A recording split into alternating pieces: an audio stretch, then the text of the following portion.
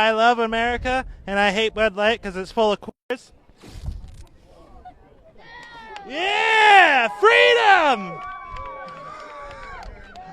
That was all. So, no, what does that mean? What did you just What does said? freedom mean? No, you said I hate Bud Light. Why do you hate Bud Light? Well, because they cater all the wokeness and the not the un-American spirit. What was un-American that they did? Um.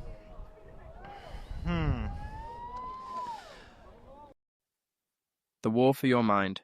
The agenda is no longer hidden, so why do they still obey? Hello, I am Haas Fierro. Frustration is knowing that the agenda is not hidden anymore, and yet the sheep are still obeying. These words are not just a statement. They are a reflection of a world where truth is no longer concealed, yet people refuse to see it. The question is no longer what is the agenda, but why do people continue to follow it, even when it stands in plain sight? This is nothing new. Throughout history, those in power have used control, deception, and psychological manipulation to shape public perception. But today, something has changed. The lies are no longer hidden. The tools of influence, biased news networks disguised as mainstream journalism, social media algorithms, influencer-driven propaganda, and partisan talk radio are all openly acknowledged. You have to give some credit to the American people that they're somewhat intelligent and that they know the difference between an opinion show and a news show. Yeah. You're cynical. Look at that. I am cynical because, You think we're bad for America? You think Yeah. I'm bad for America? Yeah. You do? In the long haul, I think you Really? and all these opinion That's shows. sad, Ted. No, you know why? That's sad. Because you're very good at what you do, and because you have attracted a significantly You more are selling the influential. American let me people finish short. Let me finish the sentence I'm before listening. you do that. With all due respect. Yes, Take you have attracted people who are determined that ideology is more important than facts. I'll tell you, everybody in our industry today, unfortunately, I've said journalism is dead.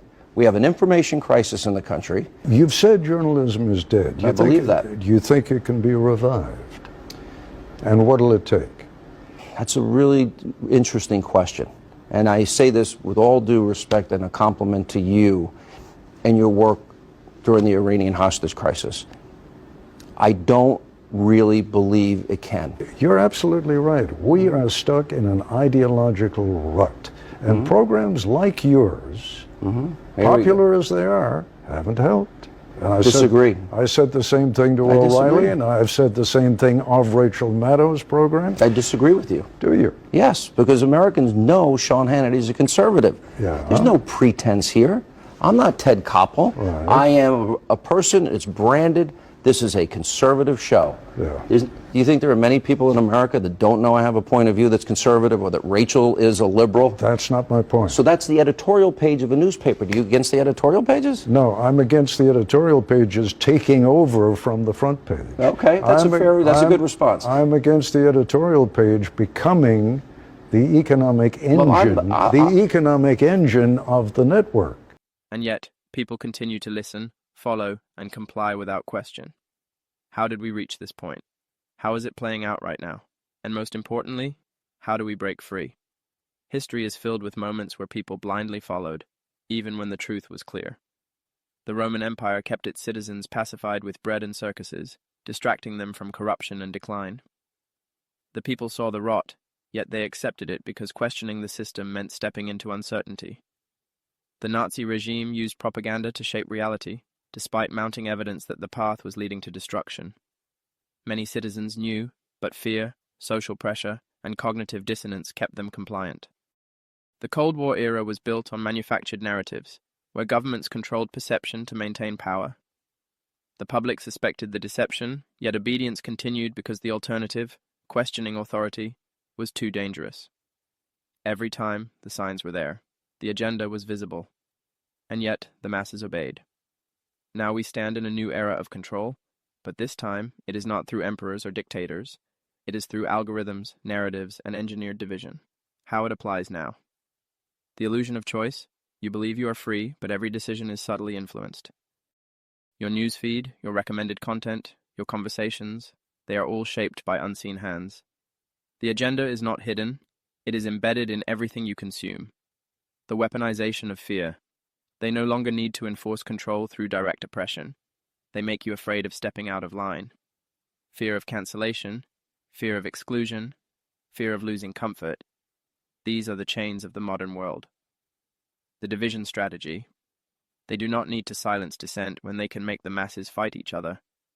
They pit people against one another, left versus right, race versus race, nation versus nation, while they consolidate power in the shadows. The digital prison. Surveillance is not hidden anymore. Your data is collected, your thoughts are predicted, and your actions are shaped before you even make them. And yet, people continue to give away their privacy, accepting the cage as a convenience. The agenda is clear. The mechanisms are not hidden, and yet obedience continues. Why? The psychological chains. Why they still obey? Cognitive dissonance. People see the contradictions, but accepting the truth means acknowledging that they were deceived. The mind resists this realization because it threatens identity and security. The comfort trap. Freedom requires responsibility, risk, and uncertainty. Most prefer the illusion of safety over the reality of struggle. They accept control because it is easier than rebellion. Social conditioning. From birth, institutions shape obedience. Schools train compliance, media engineers thought, and corporations demand conformity. Questioning the system means unlearning everything you were taught. The normalization of lies. When deception becomes the standard, truth feels radical. The more people are exposed to manipulation, the harder it becomes to recognize it. They obey, not because they do not see, but because seeing means they must act. The consequences of ignoring this truth. A world without individual thought. The more people surrender their critical thinking, the more the system dictates what is true, what is acceptable, what is reality.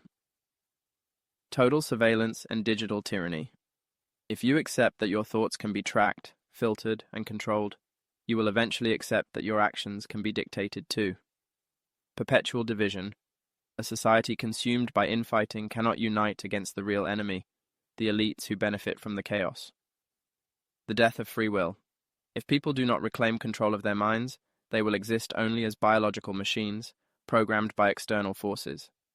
Make no mistake, this is not a theory, this is happening right now. Breaking free, how to resist the programming. Step 1, acknowledge reality. Stop pretending the system works for you. Stop making excuses for the lies. See the manipulation for what it is. Step 2, control your input.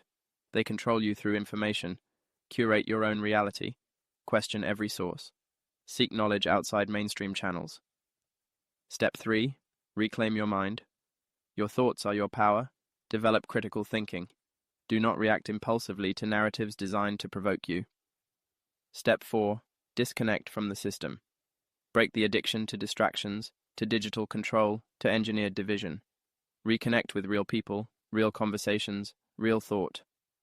Step 5, unite against the true enemy. The fight is not against your neighbor, your colleague, or those who think differently. The real war is against those who profit from your division and compliance. Final thought. The time to wake up is now. The agenda is no longer hidden. The mechanisms of control are out in the open. So ask yourself, who benefits from my obedience? Why am I being told to hate my neighbor instead of questioning those in power? What happens if I refuse to play their game?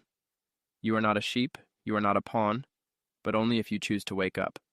Follow information-warfare.com to learn how to resist manipulation and reclaim your mind.